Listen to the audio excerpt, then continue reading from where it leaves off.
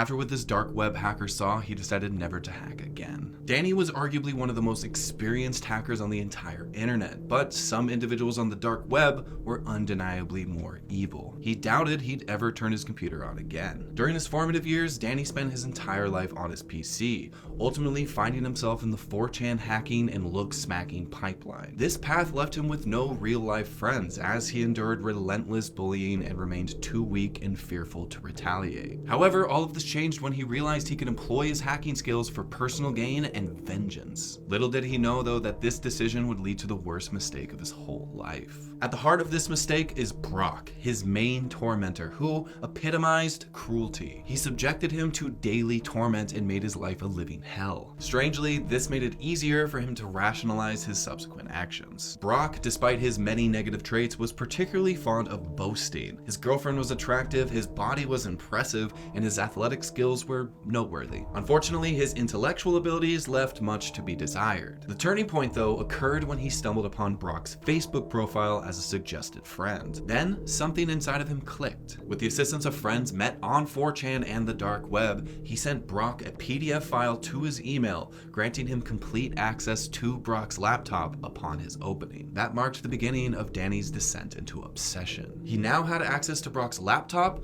camera, location, and every facet of his life. When Brock's girlfriend visited, he was prepared. He activated an online dating application, initiating a deceptive correspondence with Brock. His plan successfully convinced Brock's girlfriend that an online lover was real. But he didn't stop there. He inundated Brock's laptop with explicit content, much to the chagrin of his Muslim parents. This unfortunate incident resulted in Brock's disappearance from school, presumably relocating to another town. Regrettably, Danny couldn't restrain himself and continued down a dangerous path. His newfound addiction to meting out vigilante justice consumed him. He started targeting the criminals who would use the dark web to perpetrate their nefarious deeds. For 4 consecutive years, he waged a relentless campaign, making life miserable for pedos, major drug dealers, and even hitmen. He believed himself to be cunning, hiding his tracks effectively, but he had no inkling that he was being closely monitored. Until one day he heard a ping, the Facebook Messenger notification sound.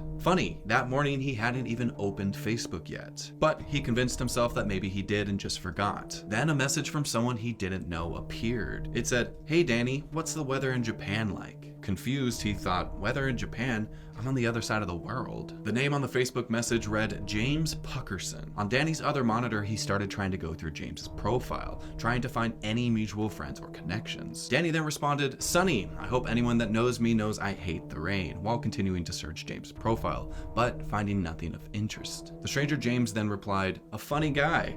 Tell me, Danny, do you enjoy playing games?" Assuming a reference to video games, he suggested, "Yeah, dude, what did you have in mind? League of Legends, Dota, I don't mind." The stranger James then responded, "Oh, Danny, I didn't mean one of those childish games. I mean a real game. You know, the type that involves putting one's life on the line."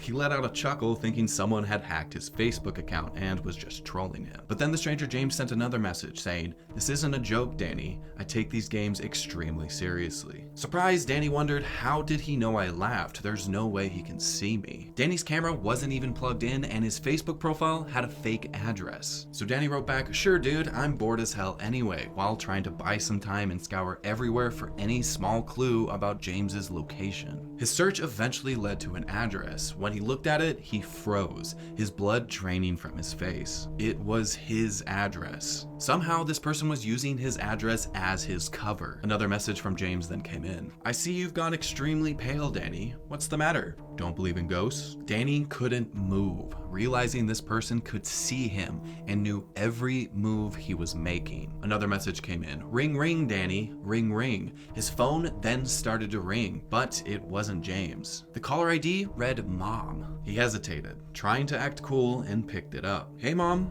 everything all right?" What he heard next made him drop his phone in horror. It was an altered, modulated voice, not his mother's, issuing a sinister message. "Hey Danny, what's the weather like in Japan?"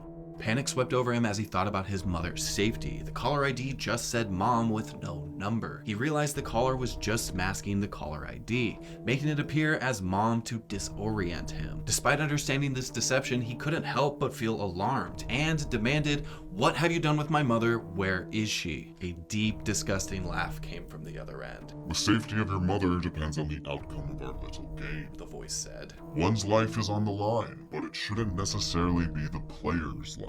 Danny then wondered, how can James see me? I have no cameras connected to the Wi-Fi, my desktop camera is disconnected, and I ripped out my laptop camera. Doesn't seem like I have much of a choice, James, Danny said, picking up his phone to his now open photo gallery. To his horror, there were pictures of him, pictures he didn't remember taking. Among those pictures, one stood out. A picture of him looking at the exact message thread he was reading, taken just a few minutes ago. But what made his stomach drop was the reflection in the glass window behind him in the photo.